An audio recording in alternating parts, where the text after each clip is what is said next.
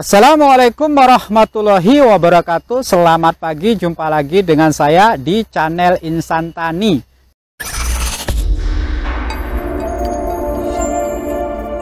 Di video ini saya akan bahas salah satu pupuk pembesar buah terbaik yang ada di pasaran.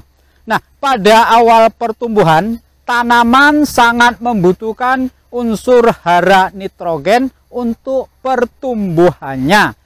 Sedangkan pada saat tanaman mulai berproduksi, baik pembentukan umbi seperti pada tanaman kentang atau pada saat tanaman mulai mengeluarkan bunga untuk pembentukan buah dan pembesaran buah, maka tanaman akan banyak membutuhkan unsur hara kalium.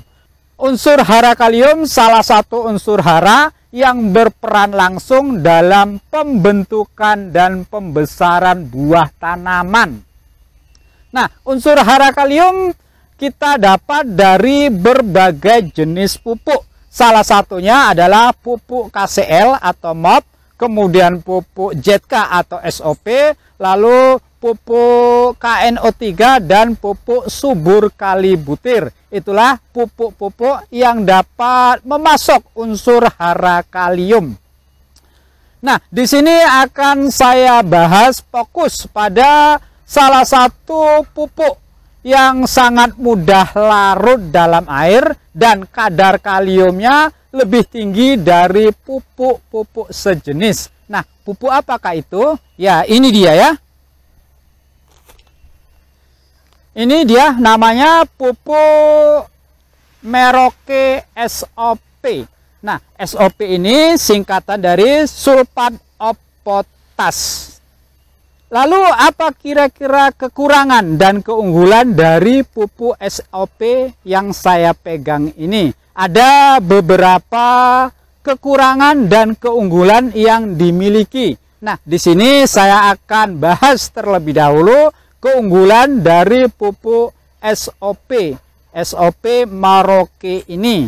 Salah satunya, yang pertama, pupuk ini bebas unsur klorin sehingga sangat cocok kita aplikasikan pada tanaman yang sensitif terhadap unsur klor.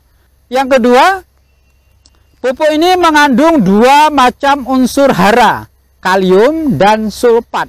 Nah, kedua unsur hara ini memang sangat dibutuhkan oleh tanaman, terutama pada saat tanaman pada fase generatif. Lalu yang ketiga, pupuk ini dapat digunakan sebagai stok abemik pada tanaman sistem hidroponik. Lalu yang keempat, pupuk ini juga dapat diaplikasikan dengan cara spray ke daun tanaman ini. Nanti kita praktekkan ya. Lalu yang kelima, sebagai pemasok unsur sulfur yang berkadar 45% dalam bentuk SO3.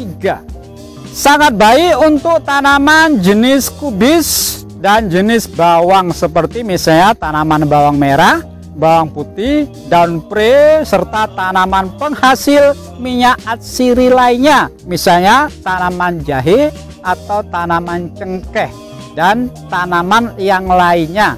Lalu di mana untuk mendapatkan pupuk Merauke SOP ini? Carilah di toko pertanian tempat tinggal Anda atau dapat dilakukan pembelian secara online. Lalu berapa kira-kira harga dan toko penjual terbaik? Ya, di deskripsi saya tampilkan informasi harga terbaru dan toko penjual terbaik ya, silakan dilihat. Lalu keunggulan yang keenam, pupuk SOP ini dapat mencegah kerontokan buah dan dapat meningkatkan pembesaran buah. Yang ketujuh, dapat meningkatkan imunitas tanaman terhadap serangan penyakit dan dapat meningkatkan daya stres tanaman ketika tanaman dalam kondisi atau ketika iklim dalam kondisi yang kering. Nah, di samping keunggulan, pupuk ini juga memiliki beberapa kelemahan. Yang pertama, tidak semua toko pertanian menyediakan pupuk Merauke SOP ini. Lalu harga pupuk ini sedikit lebih mahal dibanding pupuk kalium lainnya.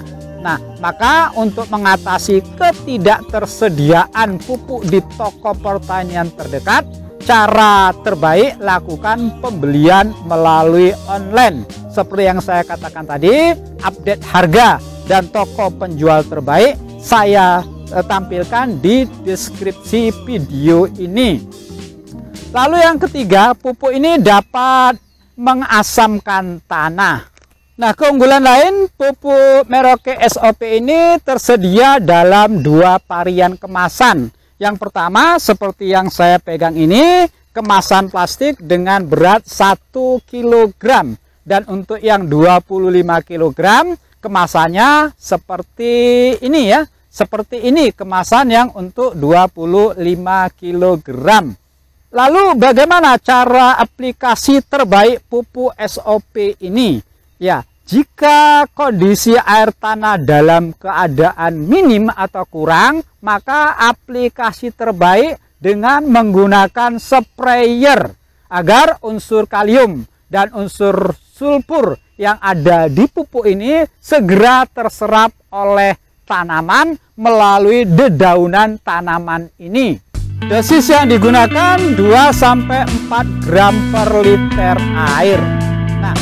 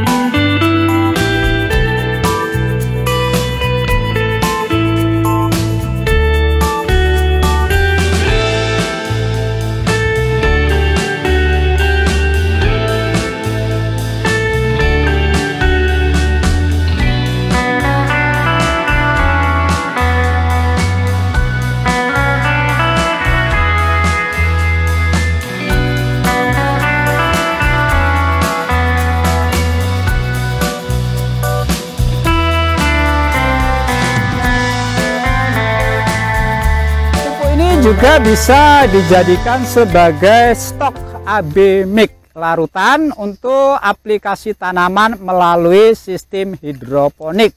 Lalu yang ketiga, pupuk ini juga dapat kita aplikasikan dengan cara dikocor.